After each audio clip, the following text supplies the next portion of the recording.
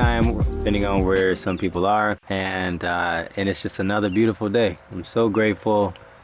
Today was a tougher Hitbodedut, meaning I had to really push a lot today. It's been some challenging times happening in my life, and so there was a part of me today that was like, I don't want to go today. And so but I pushed through. I got up this morning, went to go daven at shul, and then I took my kids to camp, came right here to my beautiful spot here. So I'm happy I did. I pushed through and I feel so much better. So, chapter 4, repeating one word. It is very important to meditate and to express one's thoughts before God each day. If one cannot speak at all, then he should say a single word. And this is also very good. If one can say only one word, he should remain mentally strong and repeat that word over and over again, countless times. He can spend many days meditating with that word, and that in itself is very good. If he is persistent and repeats that word countless times, God will have mercy and open his mouth, so that he will be able to express his thoughts. Speech has a very great power. If one knows how, he can say a word to a gun so that it will not shoot. Understand this. It would be very great if a person could spend the entire day meditating. However, not every person can do this. Therefore, it is mandatory that a person spend at least a few hours each day in meditation. If one's mind is strong and he wants to accept upon himself the true yoke of God, he must spend an entire day in meditation. That's next level. This is alluded to in the Talmudic saying, if only a person would pray all day long, in Brachot 21a. And this teaching can be found in Likutey Moharan, book 2, Torah 96. Let's dive into number 5. This is blazing a new trail. There's another advantage in expressing one's own thoughts before God in one's meditation. One can meditate by reciting supplications and prayers that have already been composed. However, all the forces that destroy a person's meditative state and denounce it lie along the path of such prayers. This is because these forces are well aware of such paths. It is very much like a well-known public road. Since bandits and murderers are aware of this road, they can lurk alongside it, waiting for the unwary. But if one blazes a new trail or travels one that is not yet known, then no unfriendly elements can lurk on the wayside. Similarly, when a person expresses his own thoughts to God, he is taking a new path and composing a new prayer. Therefore, he is not nearly as likely to encounter negative forces. Nevertheless, one must also make other prayers and supplications part of his meditations. Likutey Moharan, book 2, Torah 97. That's powerful.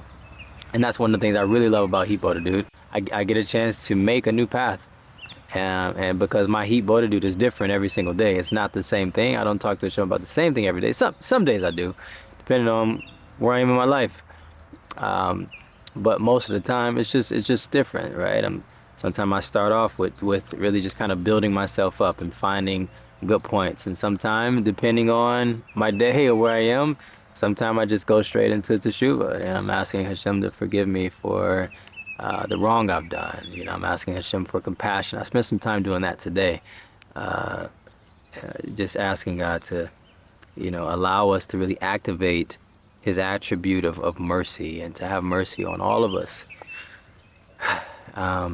Yeah, and lots of other things, but it's just beautiful. I'm very grateful to be able to have this time. Thank them today for giving me this new space. This new space is just absolutely beautiful, as you can see in the background here.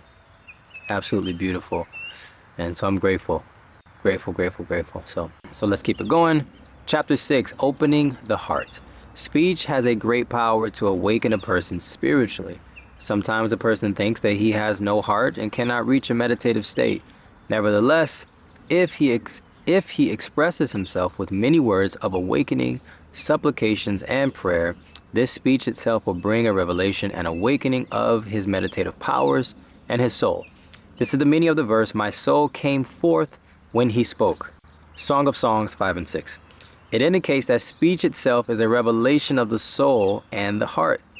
It often happens that if one speaks to God very much, even without any true meditation, he can arrive at a great revelation of his meditative powers and his soul. This is because speech itself has great power. This can be found in Likutey Moharan, Book 2, Torah 98. And we'll do one more. Let's go to Chapter 7, Limits of Meditation.